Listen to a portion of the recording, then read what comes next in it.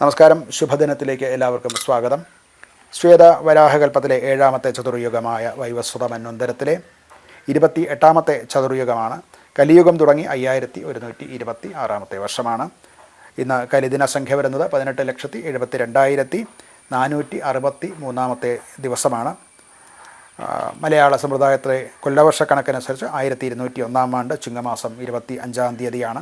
ശകവർഷം 1947 ഭാദ്രപദ മാസം 19 തീയതിയാണ്. Gregorian calendar അനുസരിച്ച് 2025 സെപ്റ്റംബർ മാസം 10 തീയതിയാണ്. ഇത് കൃഷ്ണപക്ഷമാണ്. തിഥി വരുന്നത് തൃതീയ തിഥിയാണ്. അത് 3:38 ഉച്ച കഴിഞ്ഞ് 3:38 വരെയുള്ള സമയത്താണ് തൃതീയ തിഥിയുള്ളത്. തുടർന്ന് ചതുർത്ഥി വരും. ഇന്ന് ഉദയത്തിന് നക്ഷത്രമുള്ളത് രേവതി നക്ഷത്രമാണ്. ഈ രേവതി നക്ഷത്രവും വൈകിട്ട് 4:03 വരെയുള്ള സമയത്ത് രേവതി നക്ഷത്രമുണ്ട്. കരണം വരുന്നത് വിഷ്ടികരണമാണ്. അത് ഉച്ചയ്ക്ക് 3:38 വരെയുള്ള സമയത്താണുള്ളത്. നിത്യയോഗം വരുന്ന വൃദ്ധിനാമ നിത്യയോഗമാണ്. രാത്രി 8:31 വരെയുള്ള സമയത്താണ് വൃദ്ധിനാമ നിത്യയോഗം വരുന്നത്. ഞാറ്റുവേല പൂരം ഞാറ്റുവേല തന്നെ തുടരുകയാണ്.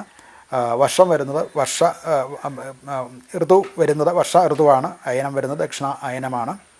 ഇന്ന് ദിവസം ബുധനാണ്. ബുധൻ്റെ കാലഹോരയിൽ തുടങ്ങുന്ന ദിവസമാണ്. ഇന്ന് ഉദയം സംഭവിക്കുന്നത് രാവിലെ 6:17 40 ഉദയം സംഭവിക്കുന്നു. വൈകിട്ട് 6:23 59 അസ്തമയം സംഭവിക്കുന്നു. മധ്യ കേരളത്തിലെ ഉദയാസ്തമയങ്ങളാണ് ഇവിടെ പറഞ്ഞിട്ടുള്ളത്. ദിനമാനം വരുന്നത് 12 മണിക്കൂർ 6 മിനിറ്റ് 19 ആണ്. ദോഷകാലങ്ങളാകുന്ന രാഹുകാലം വരുന്നത് ഉച്ചയ്ക്ക് 12:20 തുടങ്ങി 1:51 വരെയുള്ള സമയത്താണ്. ഗുളികകാലം സംഭവിക്കുന്നത് രാവിലെ 10:50 തുടങ്ങി 12:20 വരെയുള്ള സമയത്താണ്.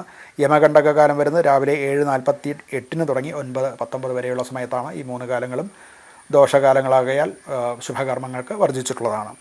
അഭിജിത് മുഹൂർത്തം വരുന്നത് 11:56 തുടങ്ങി 12:18 വരെയും തുടർന്ന് മധ്യത്തിലുള്ള സന്ധി വർജിച്ച് 12:22 മുതൽക്ക് 12:44 വരെയുള്ള സമയത്താണ്.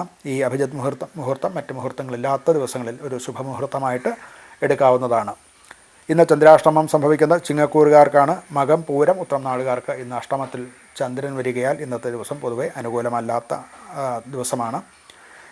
രേവതി നക്ഷത്രമാണ് ഇന്ന് വിവാഹം നടത്തുക, അതുപോലെ വ്രതാരംഭം, ഗൃഹം ആരംഭിക്കുക, നൂതനമായിട്ടുള്ള ആഭരണങ്ങൾ അണിയുക, ക്ഷേത്ര നിർമ്മാണം, ഇവയ്ക്കൊക്കെ രേവതി നക്ഷത്രം അനുകൂലമാണ്.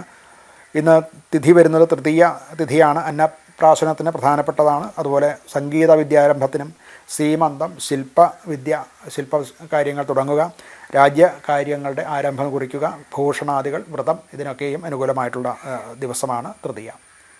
നമസ്കാരം.